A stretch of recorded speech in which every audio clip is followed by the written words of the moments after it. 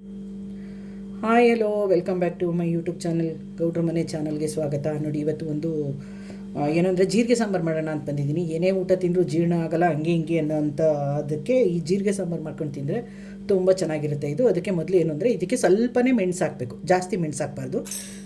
ಮೆಣಸು ಹಾಕೋಣ. ನೋಡಿ, ಜೀರಿಗೆ ಇಷ್ಟು ಹಾಕಬೇಕು. ಜೀರಿಗೆ ಜಾಸ್ತಿ ಇರಬೇಕು ಯಾವತ್ತೂ.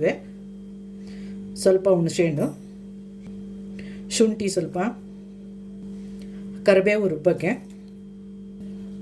ತೆಂಗಿನಕಾಯಿ ಸ್ವಲ್ಪ,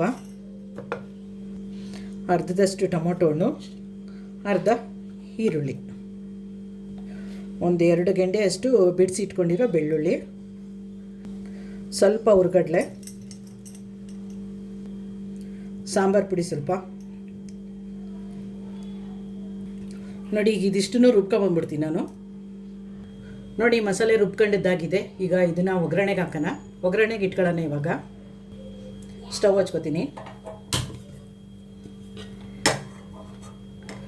ಅದು ಸ್ವಲ್ಪ ಡ್ರೈ ಆಗಲಿ.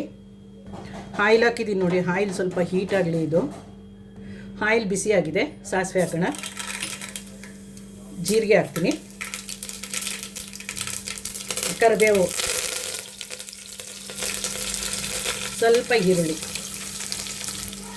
ಸ್ವಲ್ಪ ಹಿಂಗೆ ಹಾಕೋತೀನಿ.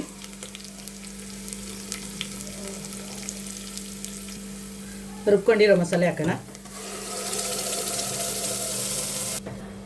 ಸ್ವಲ್ಪ ಹಸಿ ವಾಸನೆ ಹೋಗೋ ತನಕ ಇದನ್ನು ಫ್ರೈ ಮಾಡ್ಕೊಳ್ಳೋಣ. ಆಮೇಲೆ ನಮಗೆ ತೆಳು ಎಷ್ಟು ಬೇಕೋ ಅಷ್ಟು ಮಾಡ್ಕೋಬೋದು. ಇದು ಹಸಿ ವಾಸನೆ ಹೋಗಿ ಸ್ವಲ್ಪ ಬೇಯಲಿ. ಇದು ಉಪ್ಪು ಹಾಕೊಂಬಿಡ್ತೀನಿ ಇವಾಗಲೇ, ಸ್ವಲ್ಪ ಬೇಯಲಿ. ಅದು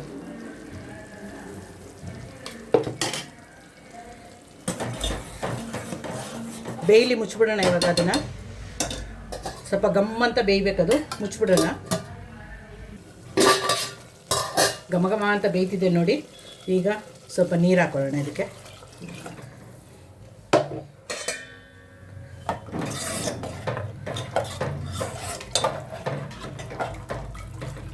ಇನ್ನೊಂದು ಸ್ವಲ್ಪ ತೆಳುಬೇಕು ನನಗೆ. ಇನ್ನೊಂದು ಸ್ವಲ್ಪ ನೀರು ಹಾಕೋತೀನಿ ಇದಕ್ಕೆ. ನಾನು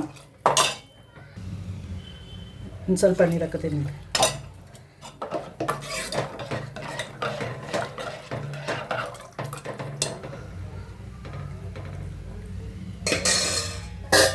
ಮುಚ್ಚಿಬಿಡೋಣ, ಬೇಯಲಿ. ಅದು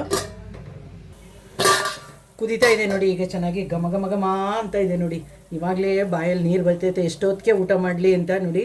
ಕೊತ್ತಂಬರಿ ಸೊಪ್ಪು ಹಾಕ್ತಾಯಿದ್ದೀನಿ ಸ್ವಲ್ಪ. ಇನ್ನೊಂದು 5 ನಿಮಿಷ ಕುದ್ರೆ ಜೀರಿಗೆ ಸಾಂಬಾರು ರೆಡಿ. ಜೀರಿಗೆ ಸಾಂಬಾರು ರೆಡಿ ಆಯಿತು ನೋಡಿ. ನೋಡ್ತಾ ಇದ್ರೇ ಬಾಯಿ ನೀರು ಬರುತ್ತೆ. ಸೂಪರ್ ಆದ ಟೇಸ್ಟಿಯಾದ ಜೀರಿಗೆ ಸಾಂಬಾರು ರೆಡಿಯಾದೆ. ಪ್ಲೀಸ್ ಯಾರೆಲ್ಲ ನನ್ನ ಚಾನಲ್ ನೋಡ್ತಿರೋ ಸಬ್ಸ್ಕ್ರೈಬ್ ಮಾಡ್ಕೊಳ್ಳೋದನ್ನು ಮರಿಬೇಡಿ. ಲೈಕ್ ಮಾಡಿ, ಶೇರ್ ಮಾಡಿ, ಕಮೆಂಟ್ ಮಾಡಿ. ಸಬ್ಸ್ಕ್ರೈಬ್ ಮಾಡಿಕೊಂಡು ಹಾಲ್ ಅಂತ ಸೆಲೆಕ್ಟ್ ಮಾಡೋದನ್ನು ಮರಿಬೇಡಿ. ಸೂಪರ್ ಆದ ಜೀರಿಗೆ ಸಾಂಬಾರು ರೆಡಿ.